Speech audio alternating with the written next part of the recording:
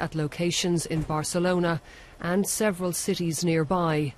Around 250 officers taking part in the biggest operation yet against Nigerian crime bosses who call themselves the Air Lords. Around 8 a.m. they close in on an apartment block.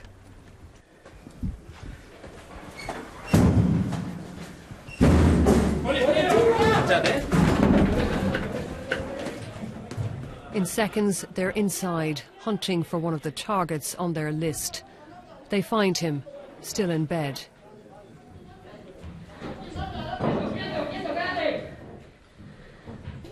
Well, the police are inside now, questioning suspects. While they were carrying out the raid here, more than 20 other buildings were being hit simultaneously. This has been a long time in the planning. The investigation into this criminal network began a year and a half ago. The lengthy build-up got results. Police detained the group's main leaders and gathered evidence of their lucrative slave trade. More than 80 women were freed. You are a victim. Some with young children. The gang charges its victims about £28,000 to get to Spain, then forces them into prostitution to pay off the debt. Police say those arrested are part of a sophisticated criminal enterprise that spans the globe, with representatives in cities in the Middle East, Africa, the US and the EU. The head of the anti-trafficking unit told us a key figure is based in London, bringing women into the UK on fake Nigerian passports. He says the gang is looking more and more to Britain as its gateway to Europe. One of the main new ways to enter victims is through the airports of Great Britain.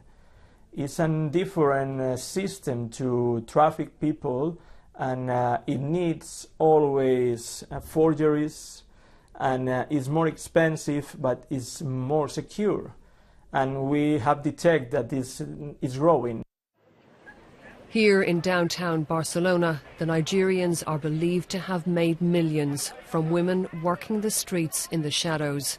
They are kept in line by threats to their families back home and by physical abuse from madams who act as enforcers. We met one young woman who was trafficked from Nigeria with her 3-year-old daughter. She says she and her child were brutalized by her madame. I have scars all over my body. She hit my face and my eyes and beat me until blood came from my ears. One day, when she came for the money, I couldn't pay. She hit me on the head with a bottle. My child was hit many times. She promised to kill her.